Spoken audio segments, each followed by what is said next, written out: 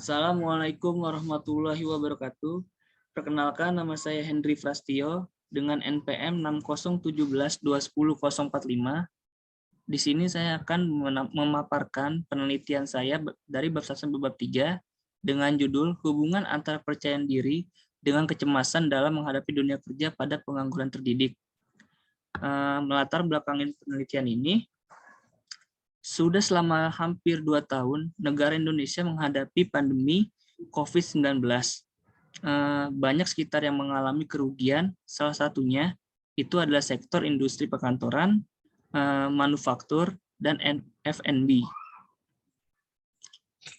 Dan poin pertama itu sedikitnya lapangan pekerjaan di masa pandemi COVID-19 membuat banyak angkatan kerja yang menganggur, salah satunya itu adalah berdasarkan pendidikan tertinggi yang ditamatkan. Yang kedua itu, berdasarkan data yang telah dirilis dari BPS atau Badan Pusat Statistik pada Februari 2020 sampai Februari 2021, dikenai bahwa lulusan perguruan tinggi universitas memiliki tingkat pengangguran yang menempati urutan keempat dari lulusan tingkat lainnya. Hal ini menunjukkan bahwa tingkat pendidikan menjadi tolak ukur bagaimana individu dapat mencapai suatu pekerjaan yang diinginkan. Tidak hanya mengandalkan titel, tapi skill, kompetensi, serta mengelola peluang dengan baik dapat dijadikan tiket untuk mendapatkan pekerjaan diinginkan pada masa pandemi COVID-19.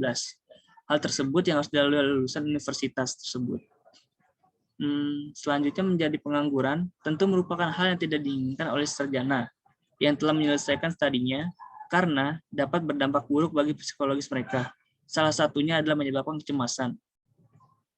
Dan fenomena dari adanya tingkat pengangguran terdidik berdasarkan pendidikan tertinggi dalam mencari pekerjaan pada akhirnya dapat menimbulkan kecemasan pada benak setiap individu. Dalam hal ini adalah seorang lulusan S1 yang menganggur. Dan rasa cemas itu bisa berkaitan dengan sikap optimis dan pesimis dalam diri seorang sarjana. Sarjana yang optimis cenderung memiliki kesiapan mental dalam menghadapi dunia kerja. Namun sarjana yang pesimis cenderung memiliki kecemasan dalam menghadapi dunia kerja. Sikap optimis dapat dibangun dengan menanamkan kepercayaan diri. Nah, berdasarkan latar belakang penelitian di atas, menjadi fenomena yang menarik dan mendorong peneliti melakukan penelitian tentang hubungan antara kepercayaan diri terhadap kecemasan dalam menghadapi dunia kerja pada pengangguran terdidik. Dan masalah penelitiannya ini, apakah terdapat hubungan yang signifikan antara kepercayaan diri dengan kecemasan menghadapi dunia kerja pada pengangguran terdidik. Dan tujuan penelitiannya ini,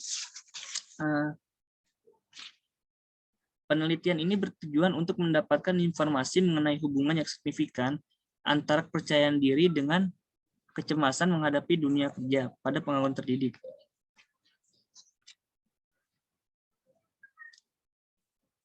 Dalam landasan teori ini saya menggunakan teori kecemasan Hamilton dan teori kepercayaan diri dari Sauger dan Secon. Kecemasan anxiety menurut Hamilton tahun 1989, kecemasan dapat merujuk pada hal-hal seperti keadaan mental, dorongan atau respon terhadap situasi tertentu dengan ciri kepribadian dan gangguan psikiatri. Dimensi kecemasan Hamilton 1959 ada 2 tahap, yaitu ada psikik. Psikik itu secara fisik mengalami perasaan cemas, ketakutan, insomnia, intelektual, dan perasaan depresi dan tingkah laku. Dan kedua itu ada somatik. Somatik itu secara somatik itu mengalami gejala somatik otot, gejala kardiovaskular, gejala somatik atau sensorik, gejala pernapasan, gejala gastrointestinal, gejala genitourinary, dan gejala otonom.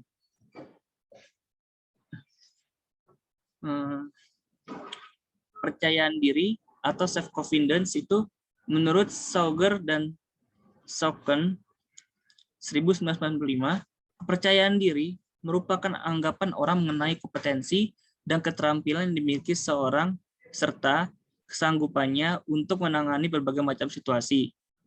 Menurut Sauger dan Second 1995, membagi aspek kepercayaan diri menjadi 8 subsakal, yaitu yang pertama itu ada akademik. Akademik itu perasaan individu terhadap kemampuannya dalam bidang akademik. Dan yang kedua itu ada appearance. Appearance itu perasaan terhadap penampilan fisik secara keseluruhan. Dan yang ketiga itu ada athletics. Athletics itu perasaan individu terhadap kemampuannya dalam bidang olahraga secara umum. Terus yang keempat itu ada romantic. Romantic itu perasaan individu terhadap kemampuannya dalam menjalani hubungan romantika yang diinginkan. Terus yang kelima itu ada sosial. Sosial itu perasaan individu terhadap kemampuannya dalam berinteraksi sosial dengan baru dalam sebuah kelompok.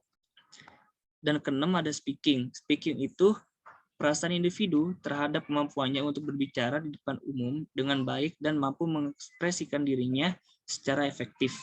Dan ketujuh ada general. General itu perasaan individu terhadap kemampuan pribadi dalam menghadapi persoalan secara umum. Dan terakhir ada mood. Mood itu perasaan individu terhadap keadaan umum dalam beberapa hari terakhir dibandingkan sebelumnya. Variasi dari mood dapat mempengaruhi penilaian kepercayaan diri individu.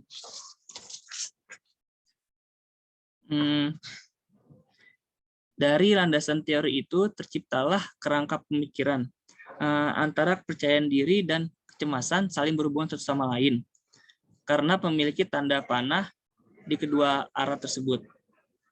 Dan sesuai dengan penelitian saya yang ingin mengukur seberapa besar hubungan antara percaya diri dengan kecemasan.